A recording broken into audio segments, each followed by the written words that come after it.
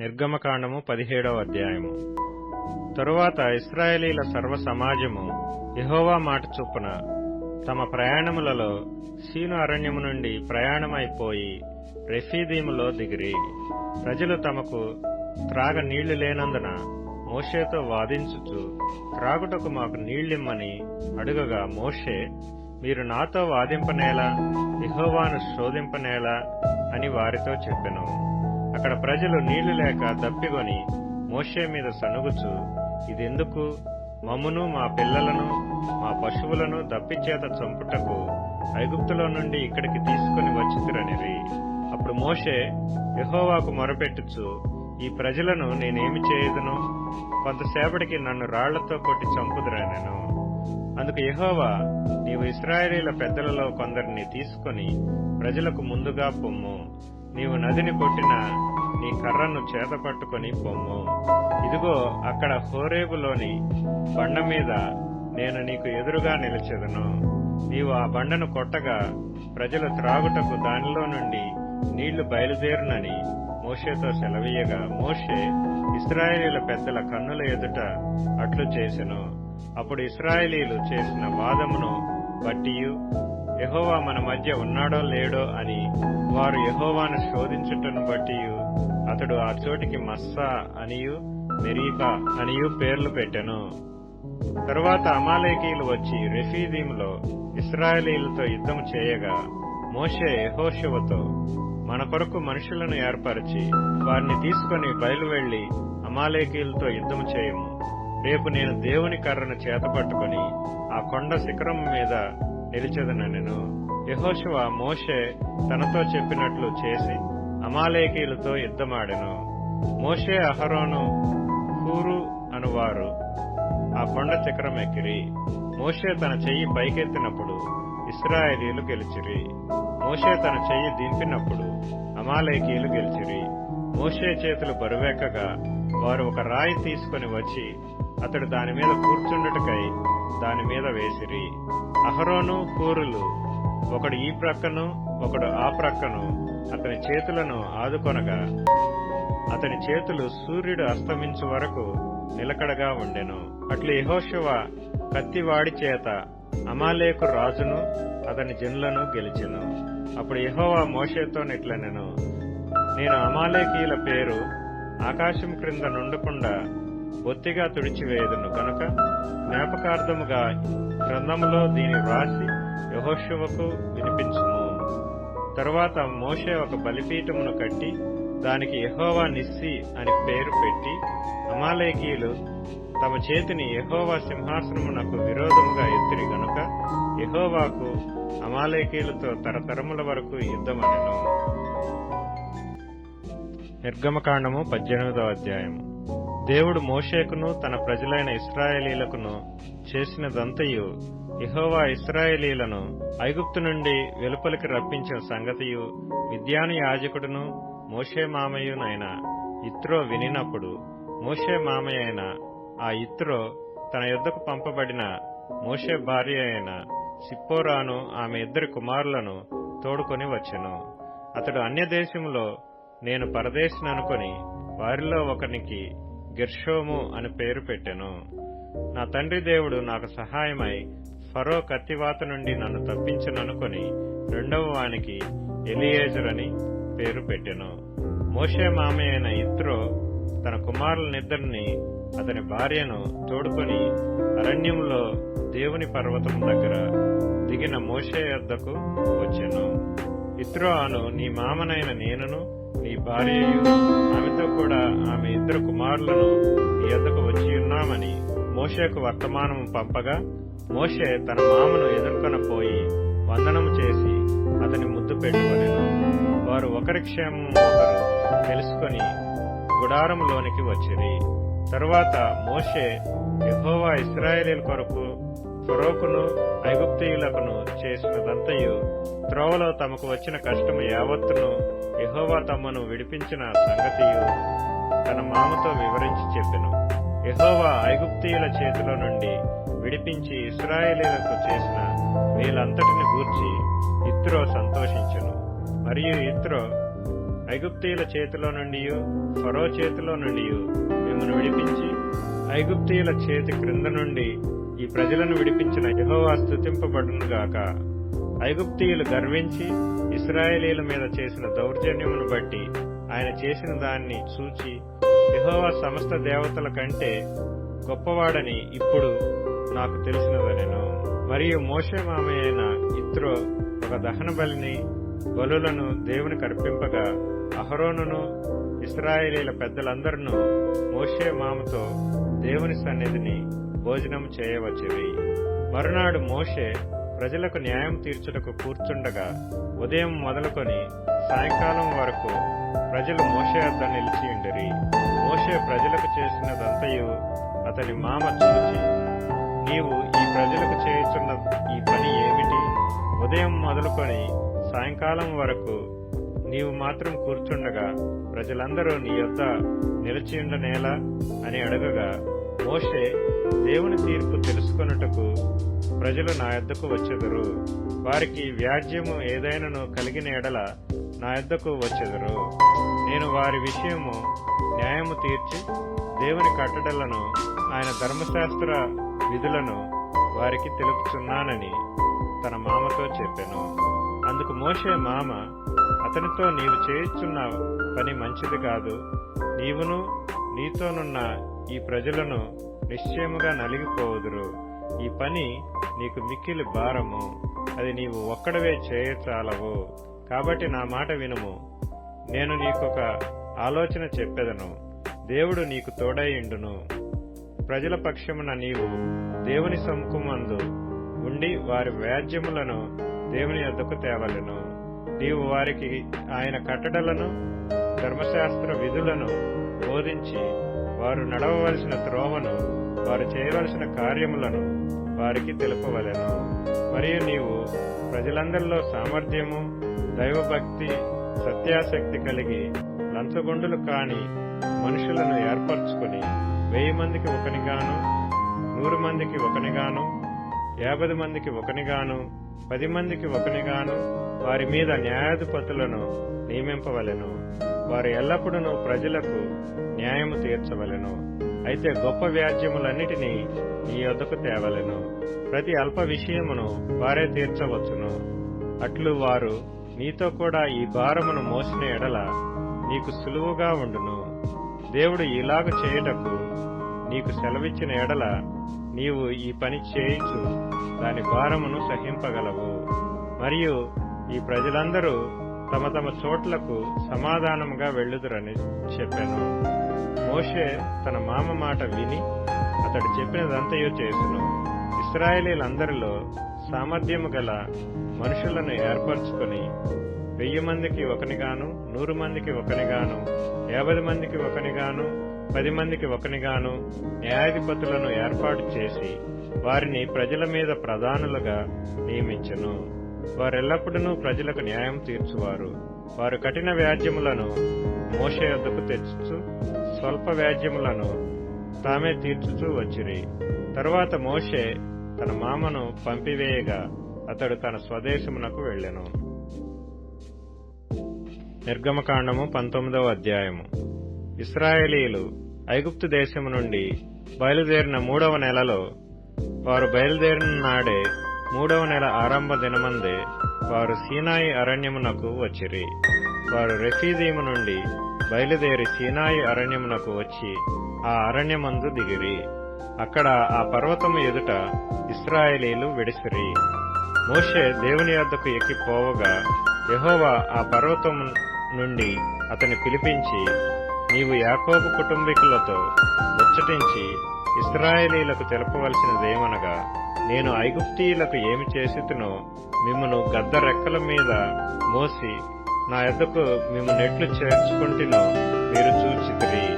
కాగా మీరు నా మాట శ్రద్ధగా విని నా నిబంధనను అనుసరించి నడిచిన ఎడల మీరు సమస్త దేశ జనులలో నాకు స్వకీయ సంపాద్యమగుదురు. సమస్త భూమియు నాదే గదా. మీరు నాకు యాజక రూపమైన రాజ్యముగాను పరిశుద్ధమైన జనముగాను ఉందురని చెప్పుము. నీవు ఇశ్రాయేలీయులతో పలకవలసిన మాటలు ఇవే అని చెప్పగా, మోషే వచ్చి ప్రజల పెద్దలను పిలిపించి యెహోవా తనకు ఆజ్ఞాపించిన ఆ మాటలన్నీ వారి ఎదుట తెలియపరిచెను. అందుకు ప్రజలందరూ యెహోవా చెప్పినదంతయు చేసేదమని ఏకముగా ఉత్తరమిచ్చిరి. అప్పుడు మోషే తిరిగి వెళ్లి ప్రజల మాటలను యెహోవాకు తెలియజేసెను. యెహోవా మోషేతో ఇట్లనెను, ఇదిగో, నేను నీతో మాట్లాడినప్పుడు ప్రజలు విని నిరంతరము నీ యందు నమ్మకముంచున్నట్లు నేను కారు మబ్బులలో నీ యొద్దకు వచ్చేదనని చెప్పెను. మోషే ప్రజల మాటలను యెహోవాతో చెప్పగా, యెహోవా మోషేతో, నీవు ప్రజల యొద్దకు వెళ్లి నేడును రేపును వారిని పరిశుద్ధపరచుము. వారు తమ బట్టలు ఉదుకుకొని 3వ నాటికి సిద్ధముగా నుండవలెను. 3వ నాడు యెహోవా ప్రజలందరి కన్నుల ఎదుట సీనాయి పర్వతం మీదకి దిగివచ్చును. నీవు చుట్టూ ప్రజలకు మేరను ఏర్పరిచి, మీరు ఈ పర్వతము ఎక్కవద్దు, దాని అంచును ముట్టవద్దు, భద్రము సుమి, ఈ పర్వతము ముట్టు ప్రతివానికి మరణశిక్ష తప్పక విధింపబడవలెను. ఎవడునూ చేతితో దాన్ని ముట్టకూడదు. ముట్టినవాడు రాళ్లతో కొట్టబడవలెను, లేక పొడవబడవలెను. మనుషుడు గాని మృగము గాని బ్రతకకూడదు. బూరధ్వని చేయనప్పుడు వారు పర్వతము యొద్దకు రావలెననెను. అప్పుడు మోషే పర్వతం మీద నుండి ప్రజల యొద్దకు దిగి వచ్చి ప్రజలను పరిశుద్ధపరచగా వారు తమ బట్టలను ఉదుకుకొనిరి. అప్పుడతడు 3వ నాటికి సిద్ధముగా నుండి ఏ పురుషుడు స్త్రీని చేరకూడదని చెప్పెను. 3వ నాడు ఉదయమైనప్పుడు ఆ పర్వతం మీద ఉరుములు, మెరుపులు, సౌంద్ర మేఘము, బోర యొక్క మహాధ్వనియు కలుగగా పాళెములోని ప్రజలందరూ వణికిరి. దేవునిని ఎదుర్కొనుటకు మోషే పాళెములో నుండి ప్రజలను అవతలకు రప్పింపగా వారు పర్వతము దిగువను నిలిచిరి.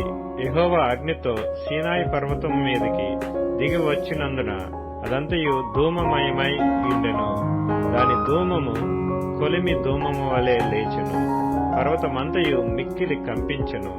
ఆ బూర ధ్వని అంతకంతకు బిగ్గరగా మ్రోగెను. మోషే మాట్లాడుచుండగా దేవుడు కంఠస్వరము చేత అతనికి ఉత్తరమిచ్చుచుండెను.